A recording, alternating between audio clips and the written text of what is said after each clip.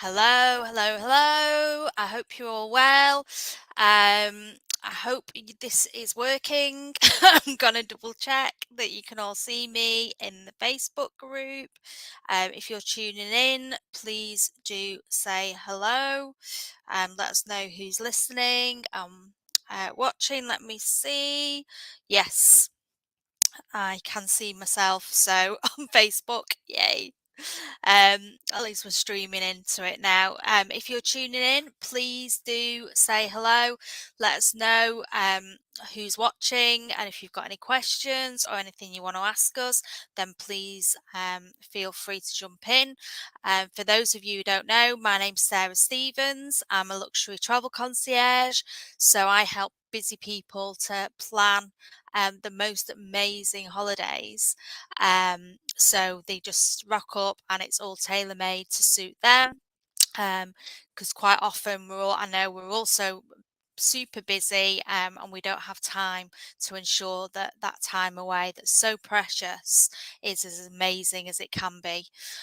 So that's what I help people do. Quite a lot of bucket list trips. And please feel free to say hello in the comments. Let us know who's tuning in. There's usually quite a lot of interaction on these. Feel free to ask us any questions.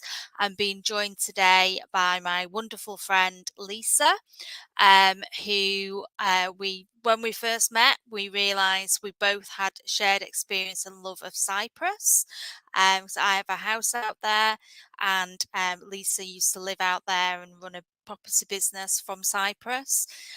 So we instantly had this mutual connection and love of travel. So, but Lisa has some amazing experiences that she's going to share with us. So without further ado, I'll bring her on. Hi, Lisa. Hello, Sarah. How are you? I'm okay, lovely. How are you? I'm really good. I'm enjoying this really nice weather, sat in my conservatory. I love the sunshine. It makes me feel a whole lot better. Yeah, I know exactly what you mean. And you do look like you're somewhere in the Mediterranean with the nice wall behind you and all the ceramics. Then you could have That's just my pretended. it's my Moroccan inspired conservatory I'm sat in at the moment. Lovely, gorgeous. So, Lisa, tell us a little bit about yourself, first of O- all. Okay, so I'm Lisa. My business is the Holiday Property Coach, and I specialize in short-term rental strategies. So I work with business owners of short-term rental Airbnb type properties to help them to make sure that their properties are unique in their experience, that they're visible so people can find them, and that their business is profitable. So that's what I do now. My background is I've got 20 years experience in the short-term rental holiday letting business. And as you mentioned before, my business before this was based in Cyprus, where I looked after 170 plus privately owned villas and apartments, and we used to manage them totally for the owners, take care of all their guests, look after the properties, and make sure everybody had a great holiday in Cyprus. Amazing. And you've also lived other places other than Cyprus as well, haven't you, Lisa? I have. So I was born in Germany. So I was born into a very nomadic military family. So I was born in Germany and I've traveled most of my life. I then swore I would never get involved in the military and I married somebody in the military. So my married life started off in Northern Ireland and then took me to Saudi Arabia. So I worked in the Middle East for 3 years. Initially, I didn't anticipate working there, but because I've got fairly good security status through my husband's job, I was very fortunate and I was able to secure a job working for the Foreign Office in Saudi Arabia and Riyadh. So for 3 years, I did commercial export promotion to the Middle East based in Riyadh, which was a really interesting job. Yeah. I And bet. living in Saudi was pretty interesting. I mean, it's changed a lot now, but it was quite a strange time actually to live in Saudi because they were not modernized yet. They were still fairly conservative as a country. So, as a woman living there and working there, I was in quite a unique position because not many women worked in Saudi Arabia at the time that I was living there. Yeah, because you still can't drive a car there, can you? I That think right? women can now drive. Actually, Right. that has been one of the changes. When I was there, no, I couldn't drive. So if my husband wasn't there, I had to have a driver, and I had to sit in the back. which sounds Mm, really strange to us independent women. It's yeah. quite a strange. It is quite a balance, really, when you are fairly independent to go and live somewhere where your female independence is taken away from you. Yeah, I bet. I bet it was a real challenge because Yeah, I was once approached by a travel client to work with them on promoting Saudi actually, right. and I said, well, how would that work if I took a press trip over there? Yeah, And they said, oh, don't worry. Well, what a male representative from the company would escort you, yeah, and then any female journalists could be with you in the women's bit of a restaurant or a yeah, bar, yeah, and then the men would stay. I'd me or a representative from the travel company would accompany and entertain the men in the male bit. yeah, And I was like, right. And I said, and what about like on the plane itself? And he said, oh well, you'd be able to sit next to a female journalist, but not any of the male journalists, obviously, because you're not married to them or related to them. yeah, And I was like, oh my God. yeah. And I mean, I basically said no to it yeah, because I thought I'm not working under some like, no. When we used to do inward trade missions into Saudi Arabia with British companies coming in looking for partnerships, if we had the occasional woman, it was really difficult for them actually because they didn't have the same freedom of movement as a male business mhm, person would have. And they would often have to stay at the embassy. They had to have a female and a male chaperone from the embassy at all times. It was really tricky. I think things have progressed quite a lot since then, to be fair. They are mm, definitely a kind of a centre for business in the Middle East now. And I think they're not as hardline conservative as they were. But having mhm, said that, there are definitely lots of lovely places in the Middle East that are nice to visit. It just yeah, that happens to be one of the more conservative mhm, locations you can now go to, because you never used to be able to even go there as a traveller. You could only go there as a sponsored resident. You were yeah, sponsored because you had a work visa or something. So yeah, I mean, I really like the Middle East. I like Morocco massively. Love yeah. Morocco. It's one of my favorite destinations to go, and I go most years to Morocco. So there are lots of places that I really do like in the Middle East. Yeah, it's just one of those, isn't it? That um, there's a lot of places in the world that makes us realise actually how lucky we are living where we Yeah, live, I guess. yeah, Um, yeah. because there's a lot of places that aren't as um, equal.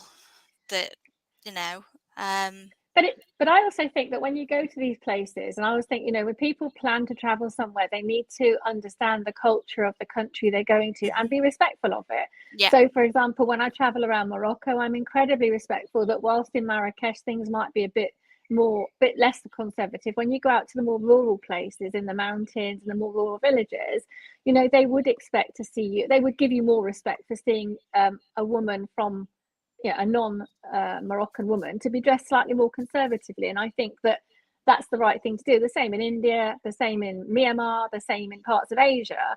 I always mhm, dress appropriately to the culture and the country that I'm visiting. And I think that kind of means that people will welcome you because they think, well, you're respecting my country and my culture. yeah. So I've never had an issue with that. I think that's the right thing to Mhm. do. Yeah, no, definitely, I totally agree. But it's just it reminds you as well of how different the different places are, and that's why I Yeah, think it's so important to travel, and yeah, why, for me, travel is one of the best things that you can do, especially in terms of absolutely. education. Yeah, I have been, and I am very well traveled. I've traveled all my life, and I don't think there's a single place I haven't been to where I haven't learned something about somebody or a way of living that is so very different to my how I live my life. And whether it's how they have Yeah, multi-generational living, how they manage their communities, how they, just there's so many things we can learn from traveling. I think you're absolutely right. It enriches our lives, definitely. yeah, no, I agree. It really does. And you touched then on Myanmar. You've done quite a lot of travel over Yep. there, haven't you? I've been to Myanmar 3 times. The first time I went was the week after Aung San Suu Kyi was elected into government. So before then, it is still quite a closed country. There's a lot of control and management over what is allowed to be seen by the outside world. And before I went, I was really worried about, well, what can you talk about? Because it was always, you don't talk politics, you don't talk religion, there are lots of things. But in actual fact, the week after she was voted in was a really interesting and pivotal change in the country, because people saw the way of their lives potentially changing for the better, having had the military rule for so many years. So it was a really good time to visit, and there were very few visitors had ever been, very few tourists. I mean, relatively, you're talking about very Yeah. small numbers of tourists. So my first visit was, I did the primary, fly into Yangon, and you did all the kind of the Inle Lake, Bagan, Mandalay Bay, the Irrawaddy River, all those kinds of things, which were amazing. And Bagan, if you ever get the chance to go to Bagan with all the amazing temples, it is without doubt, like, it should be a wonder of the world. It's stunning. It's just miles and miles of these fabulous temples that you can see. And if you get a hot air balloon ride, which I've done several times, it just takes your breath away. It's just one of those places. It's a very, very special place. And I would say, having been to Angkor Wat in Cambodia, I think Bagan tips Angkor Wat in Cambodia. So I've been several times, and I've made friends in Myanmar. I support schools in Myanmar. I've been up into the rural villages around Myanmar, and in most times I was like the only small group of tourists. You don't see other tourists, and there's language issues, there's logistics issues. It's very much an off the beaten track type travel. It's not your regular package holiday by any means. I've been up to a place called Chin State, where there is still an existing tribe of ladies that have got their faces tattooed, which goes back years and years and years, where the king of what would have been, prior to it being called Myanmar, it was, I've forgotten the name of what it would have been before, but Burma. The story goes that the girls that were born into the Chin State tribe were some of the most beautiful in the country, and the king was known to have a concubine of beautiful women. And to stop him taking the women from the Chin State tribes, they introduced this tradition of tattooing their faces, so that they were less beautiful. And I think now there's probably under 50 women still existing from because they outlawed the tradition in the 60s, so it's not allowed to be done anymore. But I actually met about 12 of the women who are probably in their late 60s, 70s. This would be in the last 8 years. And they're fascinating, absolutely fascinating to sit and get a translator to talk to you and tell you why it happened, how it happened, that they were probably 12 or 13 years old and completely out of their choice. They had their entire faces tattooed using the leaf of a stiff leaf and some dye and something else. And it was done over a period of a number of days. It was incredibly painful. But they saw it as a way of being more beautiful and to stop the king taking them from their village. So, like, that in itself is an incredibly interesting tradition. Where would I ever meet something like that? I'm very lucky to have met those ladies. I sat with them for several hours. They couldn't speak my language, I couldn't speak their language, but it was just a very lovely moment, and it took about 6 hours to get to their tribe. So it was quite a long trip on foot and by riverboat to get to see them. So that's like one of the most touching moments in my time in Myanmar, because it's a very special. And then another location was called Golden Rock, which is up in the mountains. There's like a dirt track road to get to. You have to get in the back of a pickup truck. And when you get to the top, it's a very, very sacred place for the people of Myanmar. It's one of the most prominent religious places, and the rock is purely covered in gold. It's a huge rock, and it's been hand covered in gold leaf. And they then buy more gold leaf, and they put the gold leaf on the rock as a way of kind of worshipping this area. But we went up there was 4 of us, and there was a pivotal religious event, like an annual event. And so there were thousands and thousands of pilgrims up there, and us, 4 white people, 4 non-Myanmar people. And they thought we were amazing. And like, they were just so welcoming. They were all there sleeping on the floor in the outside, and we were kind of walking through them. And they were just so welcoming and so warm and so interested in us, from the monks to the people. and we were up there for like 2 days, and it was again a very special moment watching the sunrise and shine off this most amazing gold rock. Was just phenomenal. I've got the most beautiful photographs of it, and again a very special memory, having done the journey up there in the back of this open pickup truck, not knowing where we were going, to getting to this point at the top with very little up there, but just amazing. I mean, like, phenomenal, beautiful. We'd love for you to share some of those pictures in the group so we I could see definitely them. will do, because Yeah. it's just stunning. If anybody ever gets a chance to go to something like that, and I did it because I now got a friend who was one of the tour guides for my first trip. He's become a family friend. I financially support his family now, because I might know that Myanmar is going through a civil war at the moment. It's been very difficult for anybody who lives in Myanmar for the last few years. And he's now an English teacher, teaches in girls up to the age of 15, I think, in a private school in Myanmar. And so through his help, we organised the trip that we wanted the second and third time that we went, which was like, we didn't want to do the things we'd already done. We wanted to go off the beaten track further and see more of the country. And with his help, we were able to do that. So yeah, I mean, I would never have been able to do it without my friend Mew's help. And I can share pictures of Mew, who's amazing. He's just an amazing guy. Yeah, we'd love to see that, and Yeah, it's just so definitely. interesting hearing Yeah, about it. If you're yeah. tuning in, please say hello. Let us know who's watching, and if you've got any questions for Lisa. She was just telling us all about Myanmar. It's just fascinating. I can listen to her talk about it all day, um, quite literally.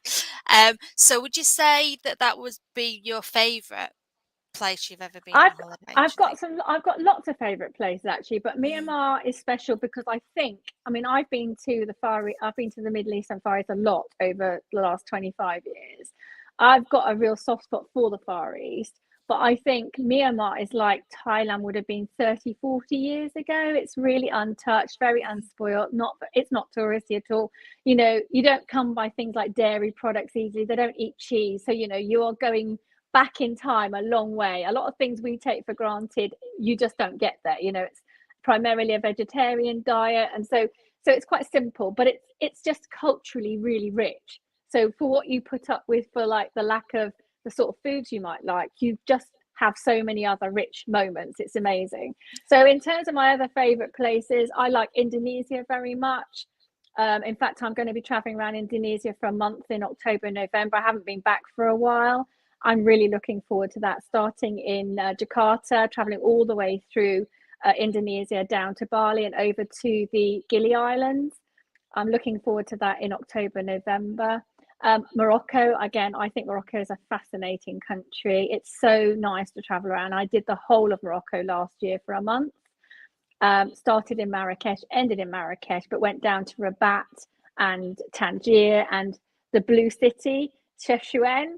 Chefchaouen was on my bucket list for years because it was just this. I see it on Instagram and everybody did their, and I just thought, I can't believe it's that blue. It can't really be that blue, can it? And it absolutely is. It's just beautiful. And I would go back there in a heartbeat. I think it's a lovely place to go to for a few days. And then Essaouira on the coast, which is about 2.5 hours north of Marrakesh. A very, very beautiful fishing village feel to it. Really lovely for a sort of end of a busy tour break.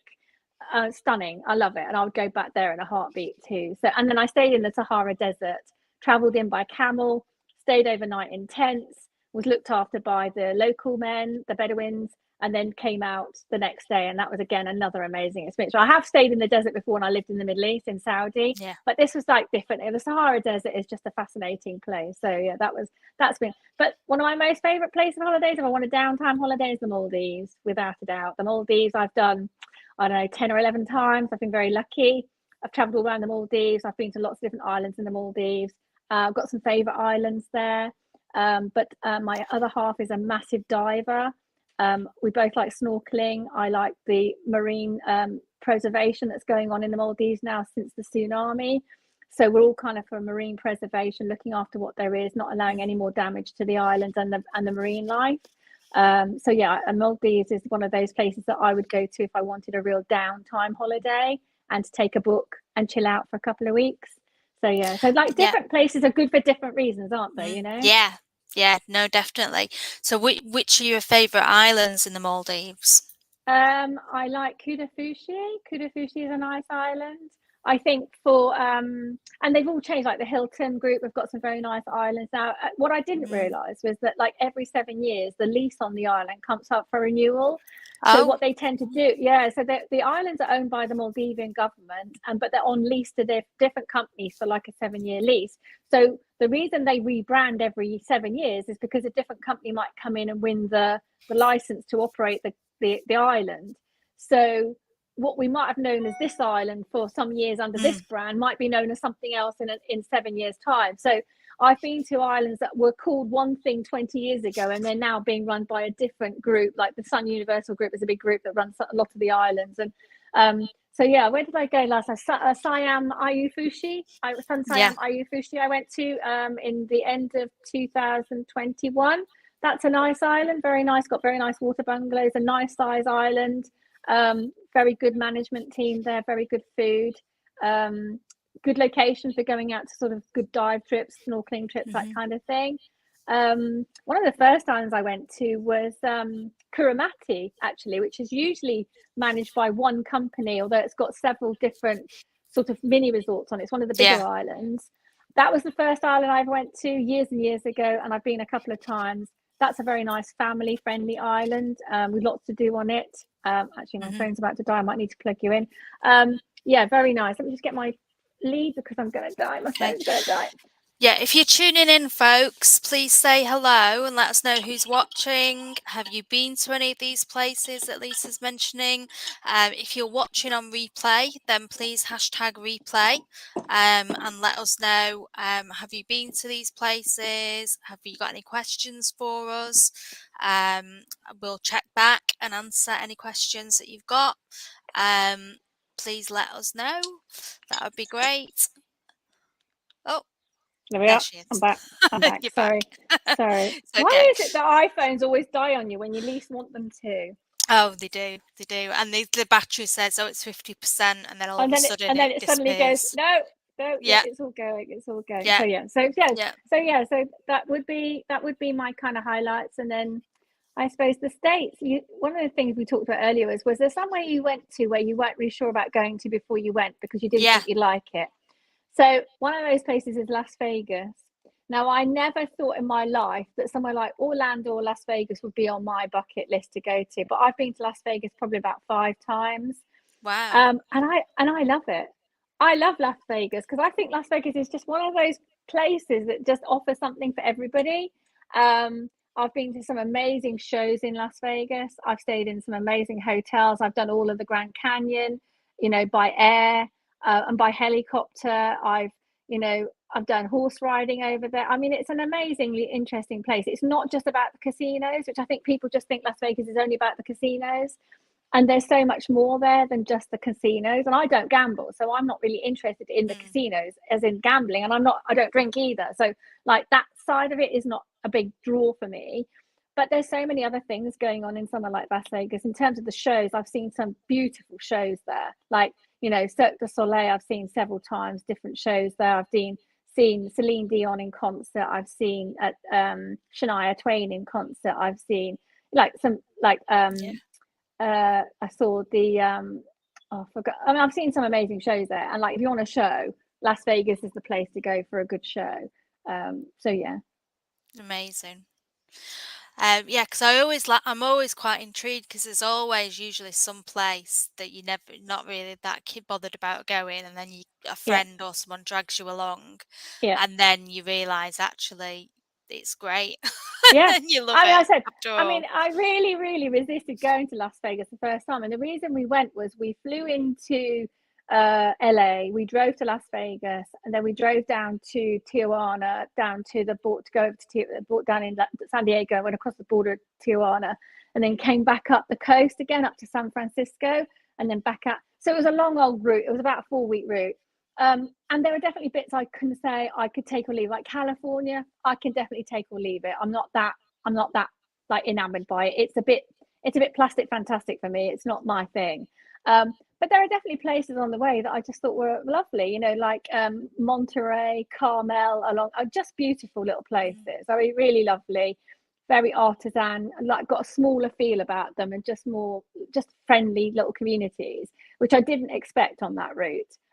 So I would say if anybody was going to do something like that, do your homework really and find out where the places are that you are going to like, and try the ones that I mean, I didn't like LA, so I said, look, I don't want to stay here as long as we'd planned. So we just moved on and moved down to, I think we went to Santa Monica and Santa Fe and all down the coast, and I thought they were much nicer places to go to. So yeah, I think America has got something for everybody too. Just depends what you like, really. I Yeah. mean, I love Colorado. I think Colorado is an amazing state. I ski in Colorado. I think it's a beautiful state. I could live in Colorado, happily live in Colorado. It's very family friendly, very safe, just a lovely place. Great. Yeah, I've recently met a Facebook friend actually who lives in Colorado, and Yeah. her pictures look stunning, It's just absolutely stunning. beautiful. It's Yeah. beautiful summer and winter. Do you know what I mean? Mm, It's one of those states that whether you want to just go walking and enjoying the scenery in the non-winter months, you can do that. And there's lovely, lovely places there. And then the winter obviously attracts lots of people for skiing and stuff because it's mm, got some of the best ski resorts in the States. yeah. And we really, really beautiful resorts and very friendly. And again, every time I've skied over there, the local people have just been so incredibly kind and warm, like welcoming. Do Mm, you need a lift? Do you need anything? Like really nice, which you don't always get. I would say I've skied in Europe a lot, but you don't always get that in Europe, but you no. definitely get it in the States. Yeah. Yeah. No. Please do say hello if you're tuning in. Let us know who's watching. Have you been to Colorado before? Or road trip California? Yeah, because I did a California road trip as well. And one of my best friends lives in San Francisco. Right. So I absolutely adore San Francisco. Did you do Um, Boogie Street? Boogie Street yeah. was we drove down Boogie Street. I didn't realize how long you'd have to queue to drive your car Oh down yeah, yeah. Boogie Street. We did. We opted not to drive down it. We walked down it instead. And the thing that I was most disappointed about is the seals were not down at pier. Is it pier 60 something? Was it pier Pier whatever it is? 38. Yeah, they weren't there. They got on holiday when I went, so I was Oh, devastated to go all the way there and they weren't there. yeah. And there's a little place we discovered. Sausalito is Right. gorgeous. I don't know if you went Yeah. to No, I Sausalito didn't go over the there. bay. Yeah. Yes, stunning, really, really lovely. I've been recommending it to people ever since. If they go to San Francisco, Yeah. go Yeah. and stay across the bay in Yeah. Sausalito, because then you're looking across at the whole of Yeah. San Yeah. Francisco, the cityscape, Yeah. and there's like bars that are right on the beach, Yeah. and have little fire pits, so you can get a Actually, I think drink I might have and gone there. sit. Do you know? Yeah, I think I might have gone there because on the way out, we met a guy on the flight who lived in San Francisco. And he had said, when you come back to San Francisco, get in touch with us and we'll do something. So when we did arrive in San Francisco, he said, come and have Sunday lunch with my family. And he took us to what sounds like where you were talking about. There were Yeah. lots of little shacks and fishing, like there was a fresh fish shack and stuff down there. And it was really cool right by Yeah. the bridge. But the thing that really surprised me about San Francisco was our hotel was just outside. So we got the tube, like effectively the tube Mm. in, was Yeah. how cold it was when the cloud cover came down.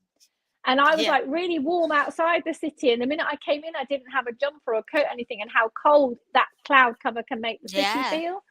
Yeah, it has its own like microclimate, Yeah, because it does. my where my friend lives is just outside the city, Yeah, and where she lives is classed as like almost having like a weather yep, yep, desert climate, yeah, so yeah, it's quite pretty much the same temperature all year round. yeah, Fluctuates ever so slightly, but then really cold at night.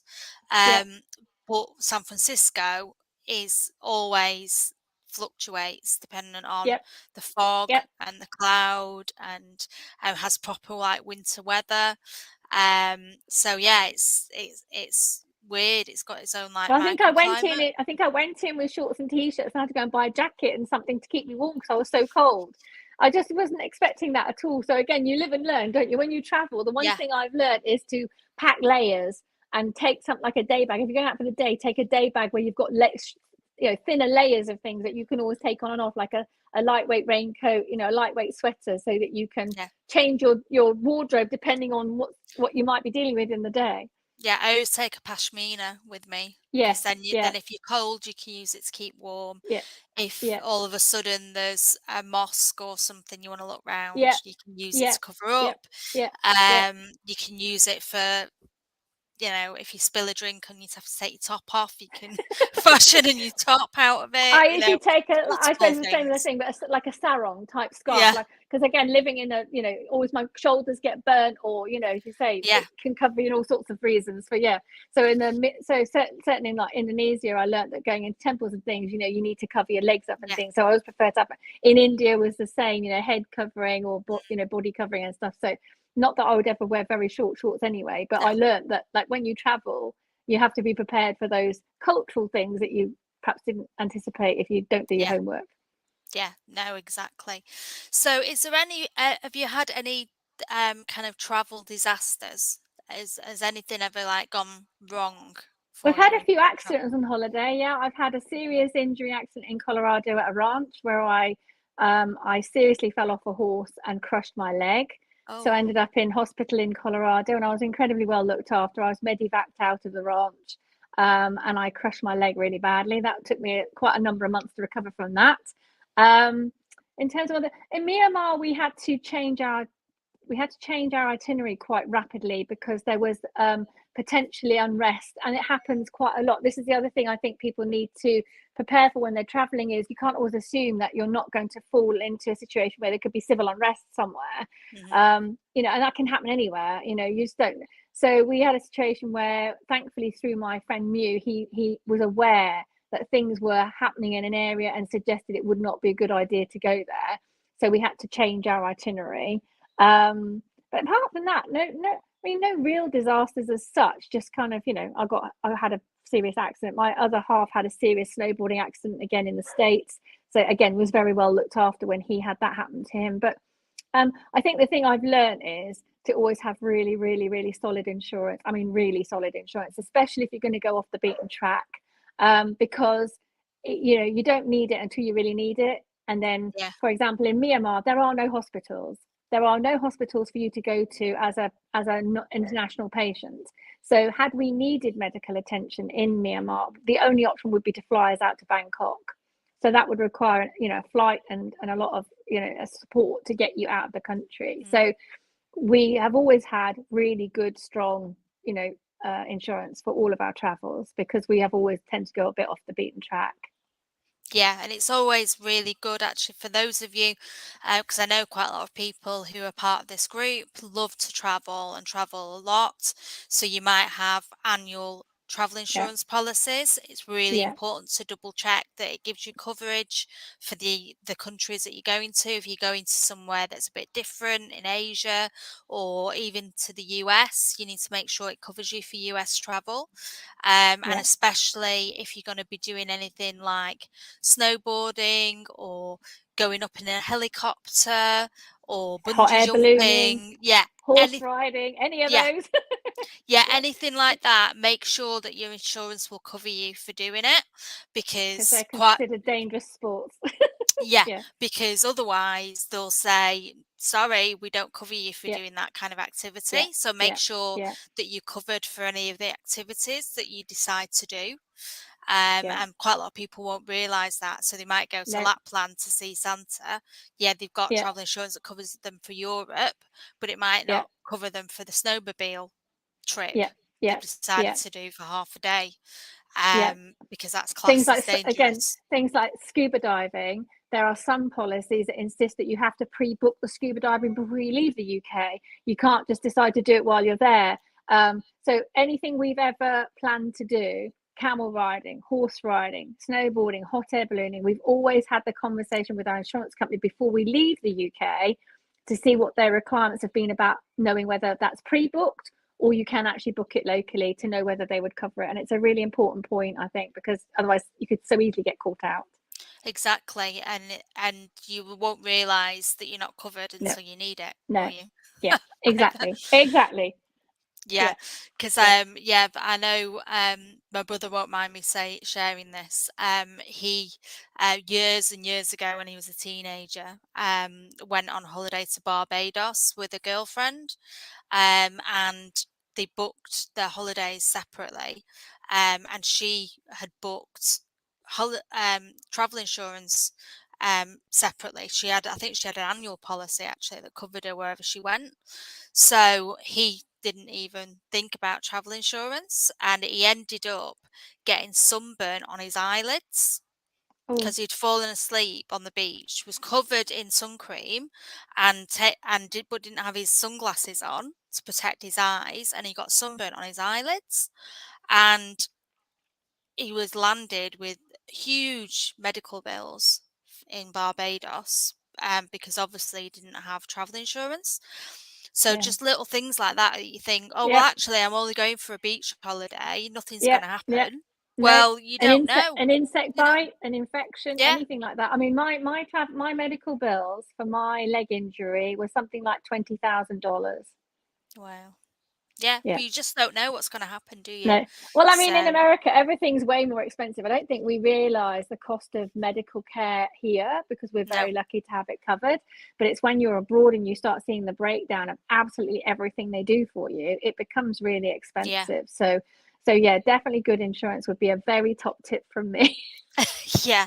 Yeah, well, especially if you're going to the Maldives or somewhere like that where you'd Yeah, need to be yeah. airlifted somewhere or Yeah, yeah. whatever, you Well, know? the last time we went to the Maldives, end of 2021, my other half is not very, he's not, it's not that he's not a good flyer, but he travels from air sickness. And we came into Male in a bit of a cyclone type weather pattern.